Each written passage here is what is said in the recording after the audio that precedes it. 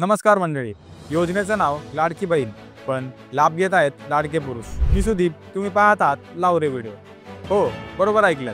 तब्बल 21 कोटींहून अधिकचा गोंधळ सरकारच्या लक्षात येतो जेव्हा गावागावातील पुरुषांनी महिलांचं नाव, आधार कार्ड आणि बँक तपशील वापरून बनावट अर्ज भरले आणि तसेच अनधिकृतपणे पैसे उचलले. या प्रकरणात ग्रामसेवक, तलाठी आणि डेटा एंट्री ऑपरेटर यांचं संगनमत असल्याचा संशय व्यक्त होतो.